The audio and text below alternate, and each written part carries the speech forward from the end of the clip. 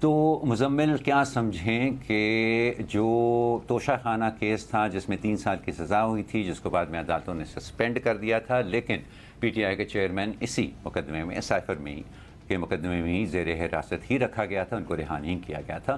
تو اب وہ بڑا مقدمہ جو ان کے سیاسی مستقبل کا فیصلہ کر سکتا ہے، کم از کم اس حد تک کہ وہ انتخابات میں حصہ لے سکتے ہیں یا نہیں، یا کسی پارٹی کے چیئرمین بننے کے اہل ہیں یا نہیں، اس کا وقت آ گیا. وہ تو ان کی ڈسکوالیفیکیشن تو قائم ہے، بے شک سزا سسپینڈ ہوئی ہے، اس سے ڈسکوالیفیکیشن ختم نہیں ہوتی ہے. ڈسکوالیفیکیشن تو قائم ہے، وہ توشہ خانہ میں سزا معطل ہوئی ہے، ڈسکوالیفیکیشن قائم ہے.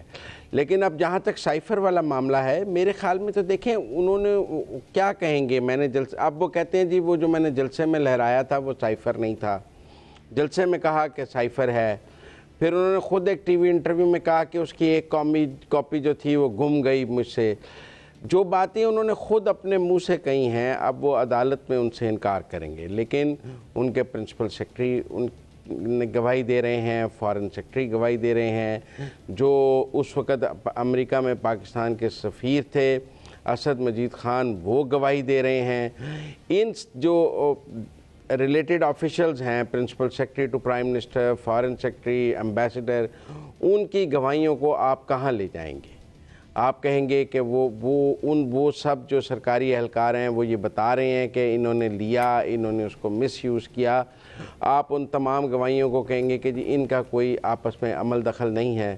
یہ تو ویسے ہی ہے جیسے توشہ خانہ میں وہ گھڑی جو ہے وہ دبئی میں اس پر آدمی کے پاس ہے، اور ہم یہاں پر کہہ دیتے ہیں کہ جی بڑا ہی غلط مقدمہ ہے. کہ بھئی مقدمہ غلط ہے تو گھڑی وہاں دبئی کیسے پہنچ گئی ہے؟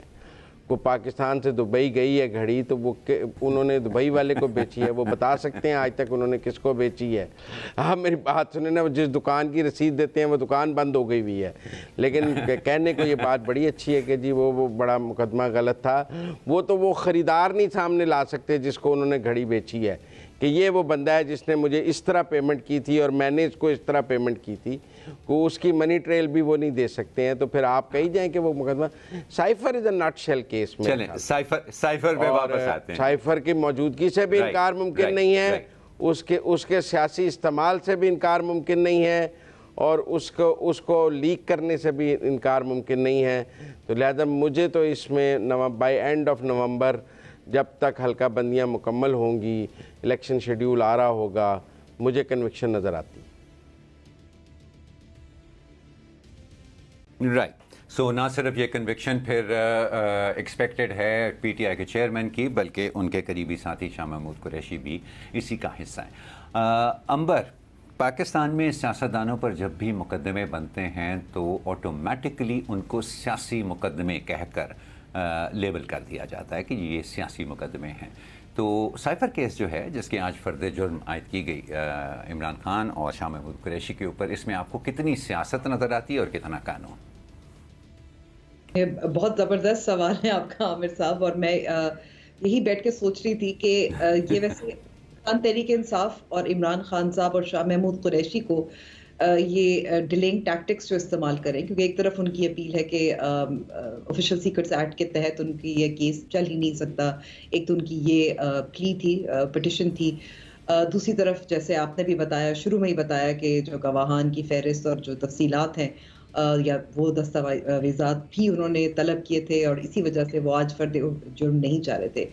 اب یہ دو تین مختلف طریقوں سے ایسا ہی نظر آ رہا ہے. قانونی طور پہ تو ڈیلے کیا جا رہا ہے، لیکن میرے خیال میں کہ اس کا فیصلہ کرنے کے لیے کہ یہ کیا سیاسی کیس ہے یا واقعی آفیشل سیکرٹس ایکٹ کی خلاف ورزی ہے کا کیس ہے، یعنی کہ قانون کا کیس ہے، یہ فیصلہ آپ اور میں اپنی پسند ناپسند سوچ کے مطابق تو کر سکتے ہیں. لیکن جب تک یہ مقدمہ نہیں چلے گا اور جب تک آرگیومنٹس دونوں سائڈ کے نہیں سنیں گے، تو پھر میرے خیال میں یہ بہترین موقع ہے تحریک انصاف کے لیے کہ وہ اس کو یہ جلد ہو جائے. اور جیسے مزمل صاحب کہہ رہے ہیں وہ انتخابات سے ہی جوڑ رہے ہیں، اور یہی سوال بنتا ہے کیوں حلقہ بندیوں سے جوڑ رہے ہیں. لیکن چلیں تو پھر اس کی مکمل طور پر اس کا مقدمہ چلنا چاہیے، دلائل سنے جانے چاہیے. جو ثبوت جو ڈیفنس کے پاس ہے وہ بھی سنا جانا چاہیے، کیونکہ ہم نے ایک طرف کا ڈیفنس تو سن لیا ہے، دوسری طرف ہمیں ڈیلینگ ٹیکٹکس دیکھنے میں آئے ہیں. پھر ہی ہم کہہ سکتے ہیں کہ صرف سیاسی مقدمہ ہے یا یہ ایک قانونی مقدمہ ہے.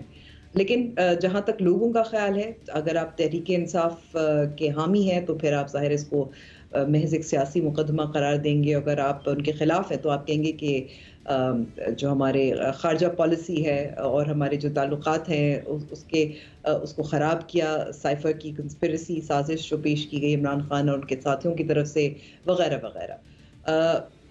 اور آخر میں کہوں گی just on the ending note, جب بھی ایک سیاسی لیڈر کا مقدمہ ہوتا ہے وہ ہمیشہ سیاسی ہی ہوتا ہے، تو اتنا تو ہمیں پتہ ہے، لیکن اس کے جو تفصیلات ہوتی ہیں وہ مقدمے میں ہمیں بتاتی ہیں، اور پھر وہ ظاہر ہے پھر کچھ انڈیپینڈنٹ لوگ فیصلہ کر سکتے ہیں کہ یہ سیاسی ہی ہے یا یہ واقعی قانونی معاملہ ہے.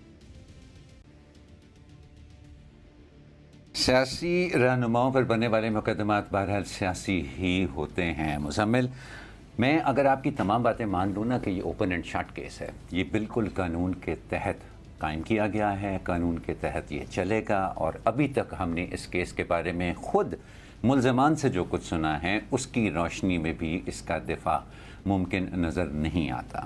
لیکن مزمل، اس ساری چیز کو سامنے رکھتے ہوئے بھی کیا آپ کو لگتا ہے کہ اس کے پیچھے بالکل بھی نہیں ہے کوئی سیاست؟ یہ خالصتاً ایک دم سے ہمیں قانون یاد آ گیا ہے اور قانون کی پابندی یاد آ گئی ہے. کہیں نہ کہیں کچھ نہ کچھ تو ہوگی. And before you start your answer, میں آپ کو یاد دلاتا پھروں کہ ہمارے سابق وزیر اعظم، جن کا حال ہی میں زبردست استقبال ہوا ہے لاہور کے اندر، ان کو ایک طیارہ ہائی جیکنگ کیس کے اندر موت کی سزا سنا دی گئی تھی، جس کا آج کوئی نام بھی نہیں لیتا، جس کو آج کوئی یاد بھی نہیں کرتا. تو کیا یہ عنبر کی بات درست نہیں ہے کہ سیاسی لیڈران پر جب بھی مقدمات ہوتے ہیں ان کے پیچھے کچھ نہ کچھ سیاست تو ضرور ہوتی ہے؟ جی مزمل. دیکھیں کیسا کمپیریٹیو انالیسز آپ نے کیا ہے، کتنا شاندار کمپیریٹیو انالیسز. وہ سوال کیا ہے یار، سوال کیا ہے، میں نے انالیسز کیا ہی نہیں ہے آپ سے، میں نے تو سوال کیا. کیا وہ سزا ایک ماشاء اللہ میں دی گئی. میری رہنمائی کریں، میں نے سوال کیا ہے یار آپ سے.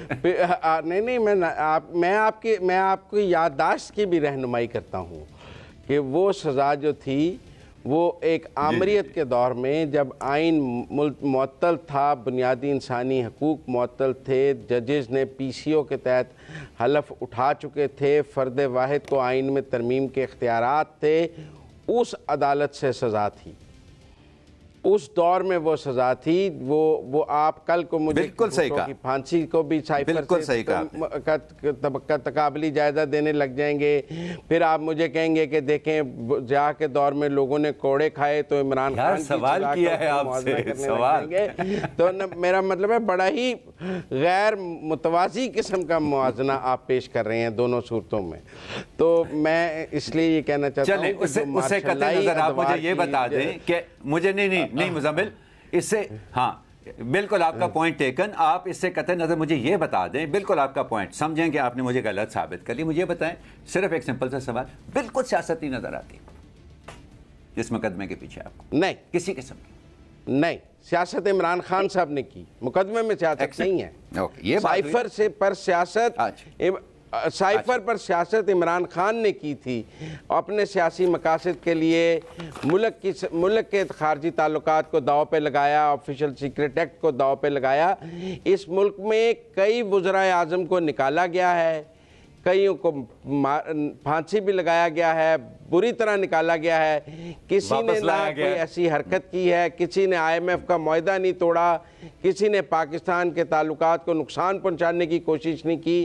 یہ عمران خان از دی اونلی ایگزامپل جس نے اپنا اقتدار جاتا دیکھ کر آئی ایم ایف کا معاہدہ بھی توڑا ہے، سائفر سے پاکستان کے تعلقات کو خراب کرنے کی بھی کوشش کی ہے، صرف اپنے ذاتی سیاسی مقاصد کے لیے. لہذا کوئی کمپیریزن نہیں.